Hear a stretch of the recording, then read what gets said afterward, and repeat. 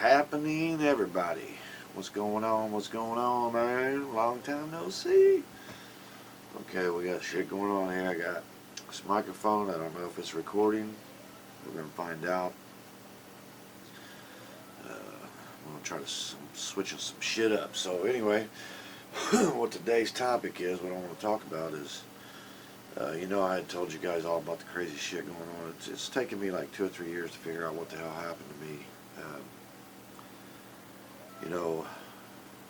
I began to study, or started researching what would cause what would cause someone to have hallucinations or delusions, or if that's what could have been going on with me. And come to find out, I was a prime candidate for that. I had physical pain I was going through. I had stressors in my life. I was dealing with my mom. That all got dumped on me. My crazy psycho sister was out of control. My uncle just shot himself and just found out about the Mandela effect, which that really rocked my shit and just screwed me all up. And then there's other things that can cause hallucinations, like someone who suffers from PTSD, which, I told you guys about my childhood and, how I was abused, and my sisters as well. And, I went through some pretty heavy counseling back in the 90s, early 90s. I got out of prison and I went, I forget what the name of, IOP, intensive outpatient type shit. I was in it for a couple of years, but anyway, I had a lady by the name of Jenny. I don't want to say her last name, but anyway, she was an ex-school teacher. She had been in the school system for 30 years, and now she was studying psychology. She was working with abused kids and alcoholics and drug addicts, and kids who had suffered extreme abuse, and she was into the psychology of that. So she took me and my sister on as like a project, I guess. We went deep into some shit. We went into some really, it helped me a lot. It helped me. I don't know if it helped my sister as much. She still drinks a lot, but it still has a lot of issues. But a lot more happened to her. And it wasn't her program. She was like, I brought her in on it. It was my program because I had just gotten out of prison, and Jenny was working with me, but I told her about my sister, so she met my sister and took a liking to her. So, my sister Laura, we, brought her in on it. One of the things we done was we went back to the house where we was raised. It had happened to be abandoned, and something I did not have any idea about, but she knew, was a safe place. She took us in, and kids who suffer from PTSD, like patterns that they go through, things that they do. And one of the things was there's a safe place. You have, like, when the shit goes down in your house, like my house was fucking violent. It was crazy violence, very bad. And I guess kids hide. I did not know this, but they go to what's called a safe place. And so we went there, and she wanted to know, and I did not know my sister had a safe place, but hers was the basement. We had a outdoor cellar that, you lifted the thing and went down into the cellar. And it was an old house on the west side, old Victorian, big giant, the big old houses built in the 1800s. And we had 10-foot ceilings, and in our closet, where my closet rod was, there was a shelf, and then above that, in that shelf, there was like 3 feet. And ever since I was a little boy, I used to be able to get up in there. When I was real little, I had forts up there, and pillows and blankets, and I'd take my shit up in there and have lunch, and that'd be my little hideout. Well, lo and unbeknownst to me, I didn't even know that I did this until we got to talking about it, and she asked me, and then kind of took me back in time and had me reliving and going back through the emotions of what, and then imagining, that the shit was going down, and I realized that's the place I used to go and hide. And it was pretty weird, you know. But anyway, so we done a lot of shit, and we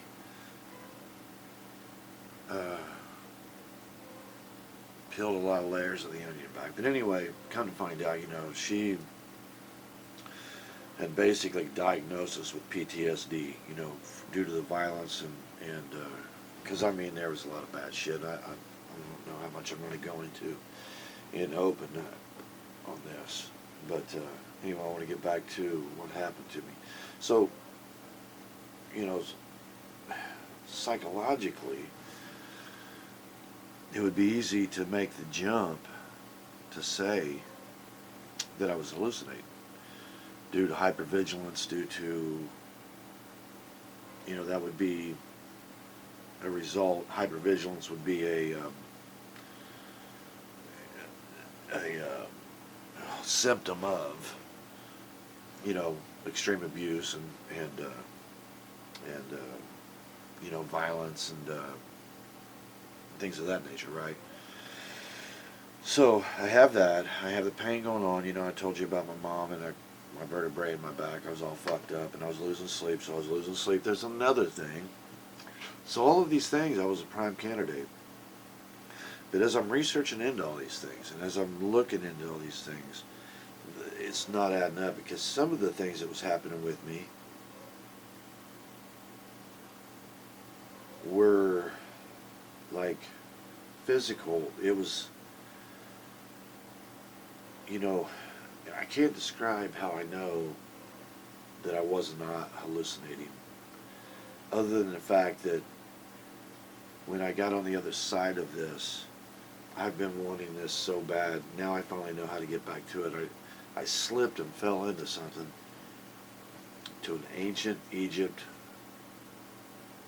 It's called Theurgy.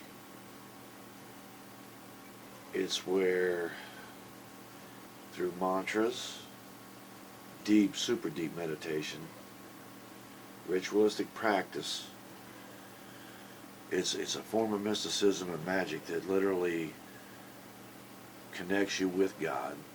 If not,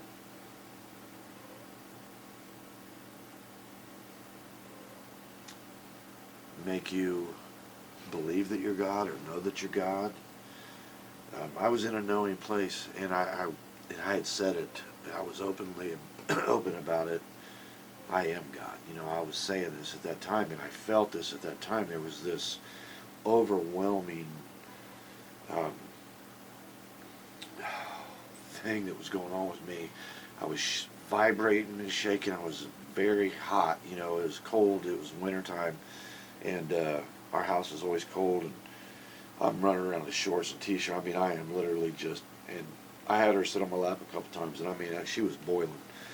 I mean, I was just, couldn't sleep, which I know that some of this has to do with my back, but after I got my back fixed, I was perfect, and this went on for another month and a half, 2 months, right? So, come to find out, this book called Philosophy and Theurgy, this is some heavy, deep shit right here. This will rattle your cage. I found my answers, man. I found out. Because I was doing the Shriyantri at the time. I was doing this Shreem, what was I saying? And it had this boing, doing, doing, you know, Indian music and shit going, right? So I've got, and I'm also practicing this it's an old, ancient Egyptian ritual that is supposed to raise your consciousness. Like, it's manipulated the cerebral spinal fluid. If you can do these certain practices during a certain time when the moon is in the sun sign you were born in, and you can go into a deep meditation, and through mantras and rituals, you can literally move into a spiritual world. And that's exactly what I did, but I didn't know what I was doing. You know, there's this dude by the name of Santos Bonacci, and I don't know if I've talked to you guys about this, but, you know, he talks, there's a few people, not very many, that talk about this It's a practice that ancient Egyptians did that I believe it's a form of theurgy. But anyway, it's about raising this is about what's raising the cerebral spinal fluid, or the crystals. Um, every month, when your moon goes into the sun sign you were born in, this fluid, it's a sacred fluid. It's a secretion, and it travels down your spinal column all the way to this very bottom of your spinal column. There's this thing called a conch, and it's actually a pump. And there's actually literally science behind this. There's a dude named Dan Winters that goes into depth about what happens on a physics level. But anyway, through certain ritualistic practices, some of which I knew, some of which I stumbled into, this whole thing I accidentally stumbled into it. I couldn't figure out what happened to me. I couldn't figure out why I was seeing these spirits, why I was feeling like God, why I was having this looking down. I felt as though, and I didn't like it. I felt as though everything wasn't real. All my relationships in the world and all the people in it was just like a joke. It was like, so,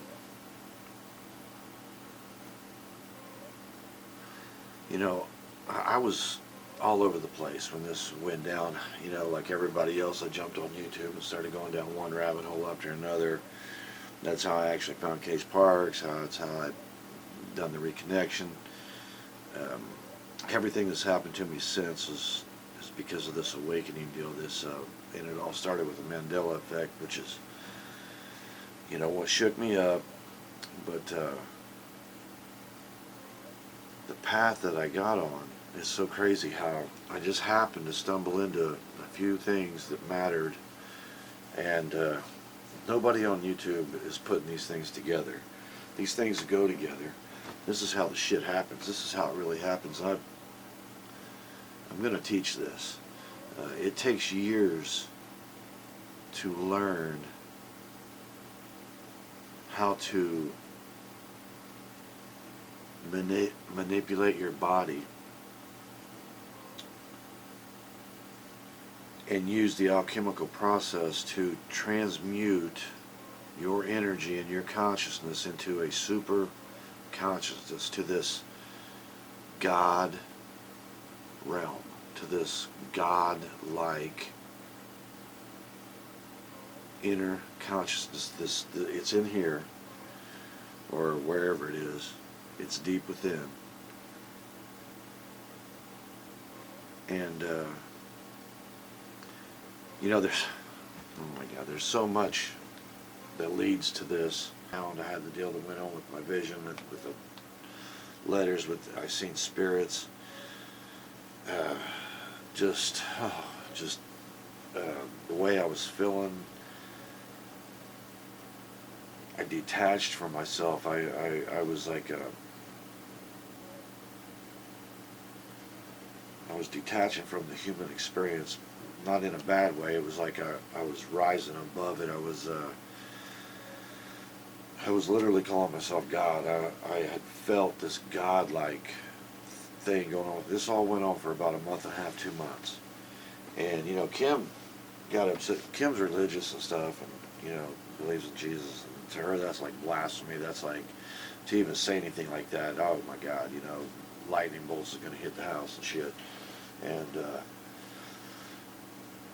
but I felt this. I felt this amazing at times, and it would only, the bliss part only came in fragments, and just in the perfection, and feeling perfect, and feeling, oh God, feeling perfect. That's why, when, a lot of times on my videos, I get all emotional, telling you guys how beautiful and perfect you are, because if you can feel that shit, it's not a hallucination, man. it's not a hallucination. It is like the most realist